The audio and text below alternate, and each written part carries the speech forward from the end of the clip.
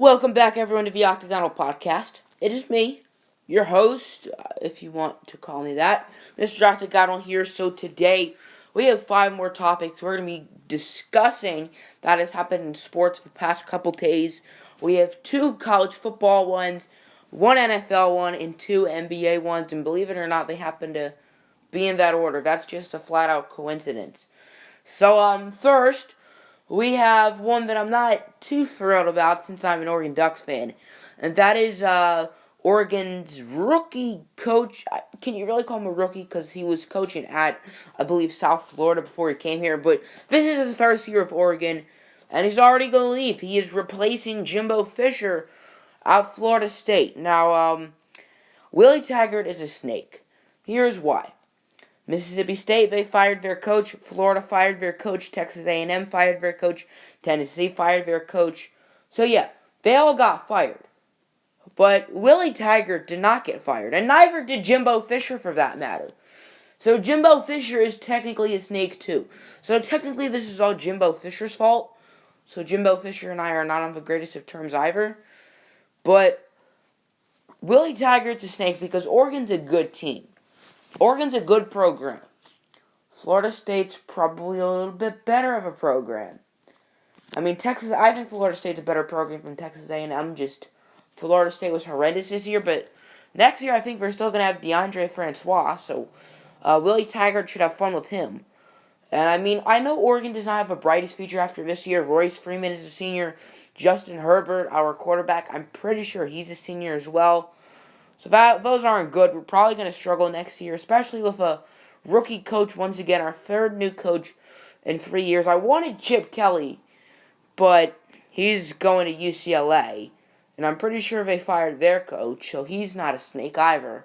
And Chip Kelly isn't a snake because he was fired in the NFL from the Eagles and the 49ers because he has a trash NFL coach.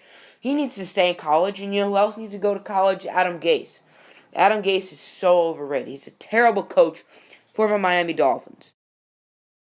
On a brighter note, we have the Heisman running, and of the 3 finalists are Baker Mayfield, Oklahoma's quarterback, Stanford's running back Bryce Love, and Louisville's quarterback and reigning Heisman winner Lamar Jackson, who won it last year, even though Deshaun Watson got kind of snubbed. First of all, I think Saquon Barkley should be in here.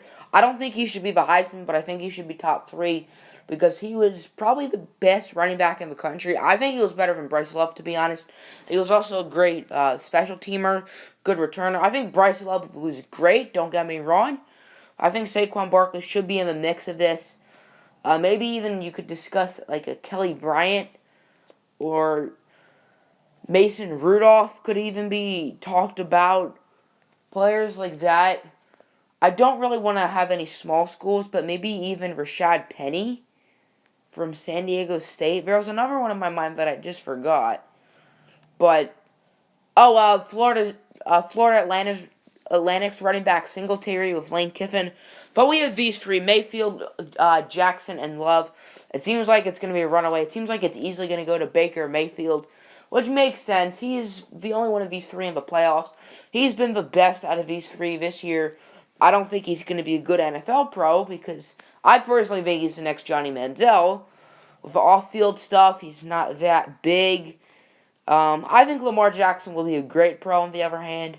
And Bryce Love is a we'll see. But I think Baker Mayfield's been the best this year. I think Saquon Barkley's been the second best, but this is not about Saquon Barkley. I think Baker Mayfield does deserve Heisman. Out of Jackson or Love, they've both been very solid this year. If I had to choose one, I'd probably choose Lamar Jackson since he was like a great runner and passer. And Bryce Love was a running back, so it's not all his fault. You could debate that, but I do think Baker Mayfield will win in a runaway. Okay, so Roger Goodell, the NFL commissioner, just got a new contract extension that will last until 2023. He's scheduled to make around $40 million a year, and this contract will be worth about $200 million. That is absolutely ridiculous money. He does not deserve a single penny because he is a terrible commissioner. David Stern, the former NBA commissioner, he was awful too. And Adam Silver, he's an improvement, I guess. He actually did something about Donald Sterling, for example. If you don't know who Donald Sterling is, he used to be the Clippers owner and was extremely racist. He did not want black people showing up to his games. He was mad when his wife, I think, had a picture of Magic Johnson with her on social media, and he had black players on his team. So that makes no sense. David Stern did nothing about it. Luckily, Adam Silver fined him a lot of money and banned him from the NBA for life, which is very deserving. Racism is a very serious thing. Donald Sterling is a horrible, horrible man. And yeah, so Roger Goodell, he's not racist, but he's an awful, awful commissioner. Let's look at all of his suspension issues. We have a recent one, for example. Rob Gronkowski and Juju Smith-Schuster both had big hits this week. Monday Night Football, Juju Smith-Schuster got Vontaze perfect, but it wasn't a blind side. Rob Gronkowski on Sunday literally blindsided Tre'Davious White. Tre'Davious White got out of bounds, and Gronk nailed him with a late hit. I don't think Gronk meant it, because Gronk seems like a great guy.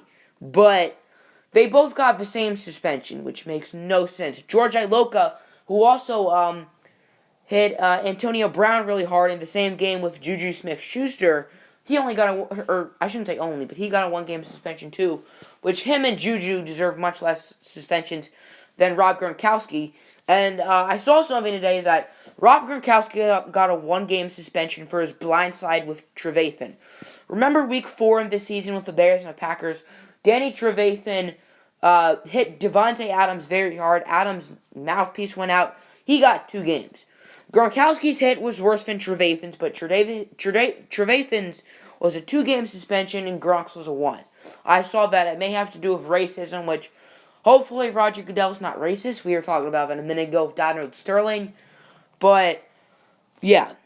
And we're definitely not done yet with Roger Goodell. More suspension issues. Let's look at Ray Rice and Josh Gordon, for example. Ray Rice got suspended 2 games for hitting women.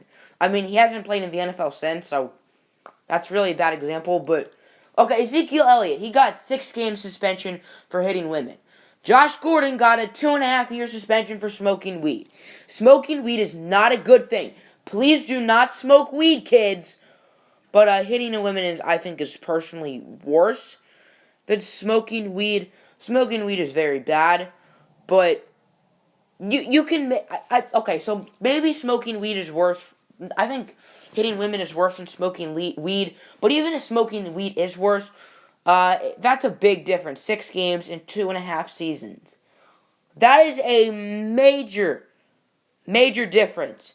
And I think the biggest thing about Roger Goodell is he won't do crap about CTE. If you guys don't know what CTE is, it's brain damage that NFL players are getting because of concussions because the helmets aren't safe enough. Aaron Hernandez had a lot of CTE. Want to know what happened to him? He killed someone, and then he ended up killing himself. CTE is really, really dangerous. Roger Goodell doesn't seem to do anything about getting new helmets, which makes no sense at all. This is ridiculous. Roger Goodell needs to be taken out as the commissioner. He needs to be impeached.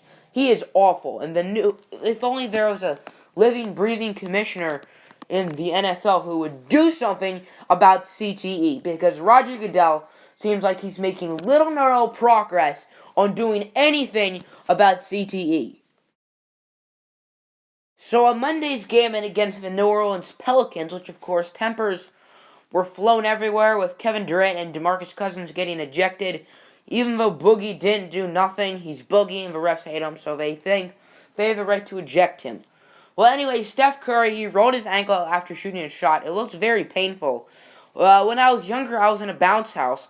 I rolled my ankle, and my baseball team took a hit. I was one of the better players, and I was super slow after that, and we made the championship and lost.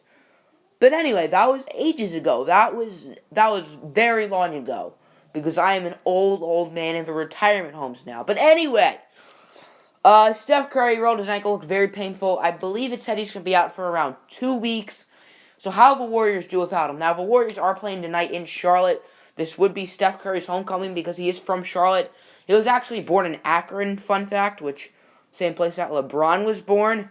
But he lived in Charlotte. I'm pretty sure that's because Del Curry played for Charlotte. I'm not entirely sure. I think he did play for Charlotte, but I'm not sure if that's why he lived there. I would assume that's why. But Steph Curry's going to be out for like 2 weeks. How will the Warriors do without him? We're obviously going to take a hit because Steph Curry is very good. I think Steph Curry deserves more credit than he gets. I hate the Warriors, but I don't hate Steph Curry. I hate Kevin Durant, but I don't hate Steph Curry. I kind of like Steph Curry, even though he did diss a kid once when a kid wanted him to sign his jersey, and Steph Curry ignored him. And Steph Curry threw his mouthpiece, protesting at the refs. But other than that, I don't dislike Steph Curry. But I think the Warriors will still be good. I don't think they're going to be great. They basically have another point guard in Draymond Green, who is an insanely good passer. I think Draymond Green's the most underrated player in the league. He can score, but he doesn't do that because he can rebound, he can pass, and I think he's the best defender in the NBA, where he doesn't need to score, and he has 3 phenomenal scorers around him, and Steph, Clay, and the Snake. But I still think the Warriors are going to do good. I don't know if they're going to do as good as the next team we're going to be talking about just now, the Houston Rockets. But the Warriors are the Warriors. They're probably going to make it to the finals. Keyword, I said the Warriors were probably going to the finals because this Houston Rockets team is insanely good. The Warriors are better. The Warriors are probably making the finals. But this Rockets team is scary. I think they're the second best team in the NBA behind the Warriors, obviously. But the James Harden and Chris Paul duo looks very good. Chris Paul hasn't scored a lot of points yet, but the Rockets have been scoring a lot of points, and the Rockets have been winning games. James Harden has been phenomenal this year, leading the NBA in scoring as well as assists. I think you can make a case for him or LeBron as MVP. I mean, LeBron is LeBron, so probably LeBron, but James Harden has been absolutely incredible this year. And Chris Paul has also benefited the Rockets defensively. Of course, James Harden is notorious for being terrible on defense, and Chris Paul is otherwise. And who do they have good on defense on that team? Trevor Ariza, no clue how good on defense he is. Clint Capella, he's a good rebounder, can do other stuff, probably a good defender. I'm not an expert with how good on defense these players are. Patrick Beverly was on this team. Very good at defense. He's not on this team anymore. But he's helped the Rockets defensively, and I think the Harden and Chris Paul duo are definitely going to work out. I think Chris Paul will stay with the Rockets because he is a free agent this offseason. I think Houston so far has looked like it's worked out really well. I mean, Chris Paul has been hurt for a vast majority of this year, but the past couple games that he's been active, him and the Rockets have looked really, really good. So tell me your thoughts on these topics. Do you think Roger Goodell should have gotten an extension? How are the Warriors going to do? Who's going to win Heisman? What do you think of Willie Taggart going to Florida State? And are you scared of the Houston Rockets? Because golly darn, I am.